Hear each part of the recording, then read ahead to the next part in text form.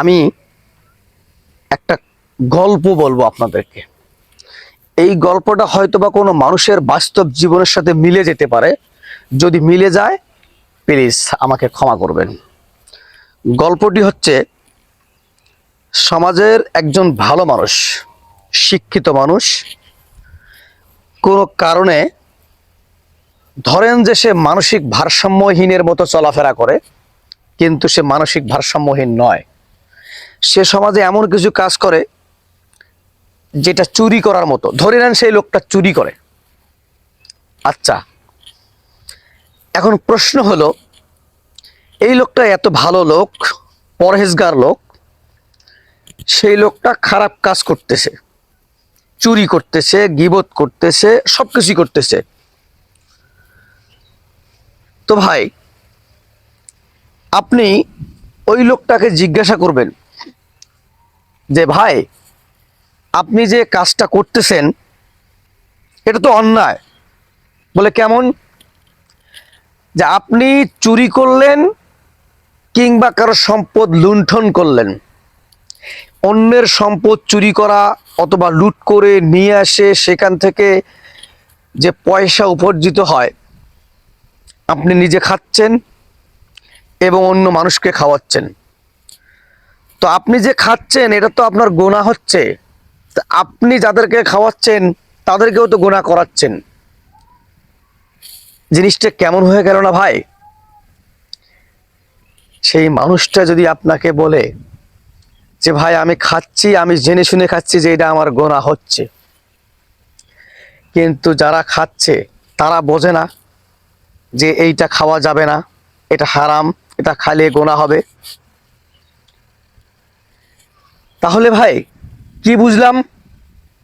ওই মানুষটা জানে যে এটা আমার অন্যায়, এটা হারাম, খাওয়া যাবে না, গুনাহ, তারপরেও খাচ্ছে। কারণ পরিচয় একটা, সে ভারসাম্যহীনতার পরিচয় দিছে, মানসিক ভারসাম্যহীন। আর যারা খাচ্ছে তারা কিভাবে খাচ্ছে? জেনে বুঝে।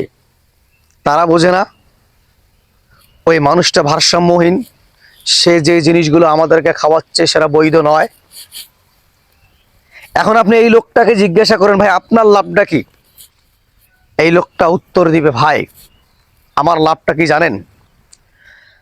আমি খাচ্ছি, আমার গোনা হচ্ছে, ঠিক আছে, কিন্তু ওই লোকগুলো খাওয়ার পরে তারা যে গোনা করতেছে সেটা তাদের ব্যাপার, কিন্তু আমার একটা লাভ আছে ভাই। বলে কি লাভ?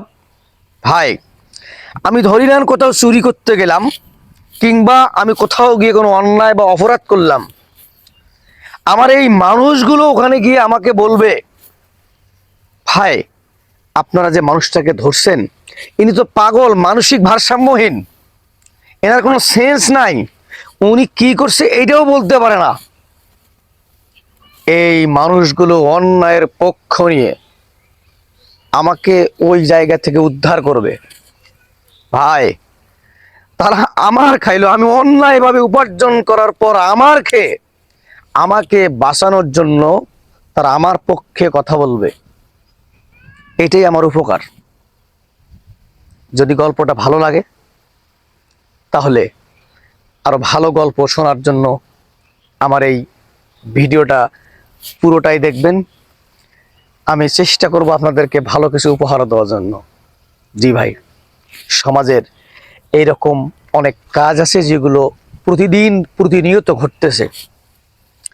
আমরা জেনে বুঝেও অন্যায়ের পক্ষ নিয়ে কাজ করতেছি, প্রতিবাদ করতে পারি না, কারণ দুর্বলতা আমাদের, আমরা তারটা খাই।